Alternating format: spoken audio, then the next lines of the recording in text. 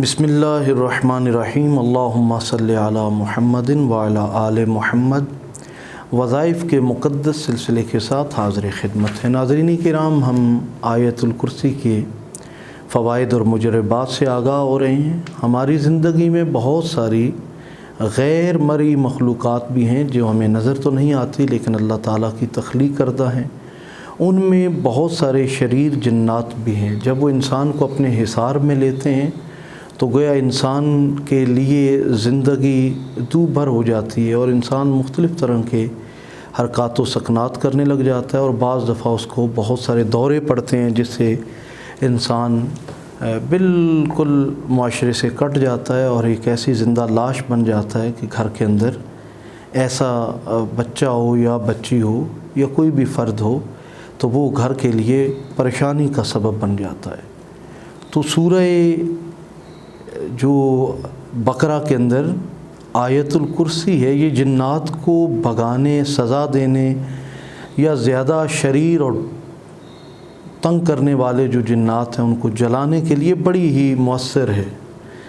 इसका एक अमल ये है कि आसिफ ज़दा के सर पे आप खड़े होकर 11 बार आयतुल कुर्सी पढ़ें तो इंशाअल्लाह वो जिन्नात का जो भी जिन होगा वो वहाँ से भाग जाएगा, और मरीज़ अगर बेहोश है तो होश में आ जाएगा।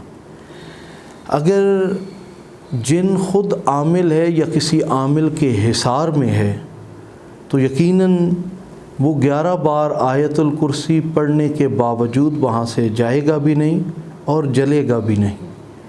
तो ऐसे में एक इंतहाई मुजर्रब वजीफ़ा है कि जिसके बेपनाह फ़ज़ाइल हैं, बेपनाह फ़वाइद हैं, उसे अगर आप कर लें तो कितना भी शरीर और शदीद किस्म का जिन हो वो जल भी जाएगा और मरीज़ को सेहतयाबी भी नसीब हो जाएगी।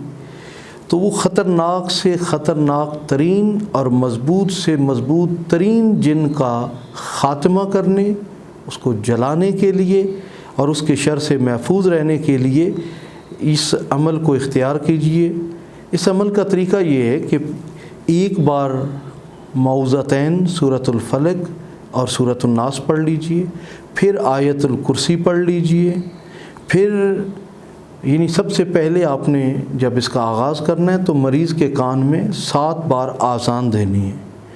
जब मरीज़ के दाएं कान में आप 7 बार आज़ान दे लें तो फिर सूरतुल फातिहा पढ़नी है, और फिर सूरह फातिहा के बाद 2 बार यानी मौज़तैन सूरतुल फलक और सूरतुन नास पढ़नी है, फिर आयतुल कुर्सी पढ़नी है, फिर सूरतुत तारिक इसकी मुतिलावत करनी है, फिर सूरतुल हश्र की आखिरी 3 आयात को भी तिलावत करनी है, और फिर सूरह साफ़ात मुकम्मल पढ़कर फूंक मारें।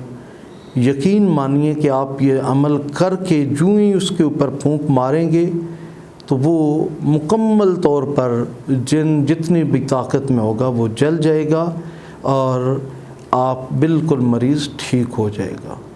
आप अपने और अपने बच्चों का हिसार कायम करने के लिए भी ये अमल इख्तियार कर सकते हैं। बड़ा ही मुजर्रब वजीफ़ा है, लेकिन इससे मुराद नहीं है कि आप ये सुनने के बाद जिन्नात को जलाने के लिए या उनको भगाने के लिए घर से निकल पड़ें।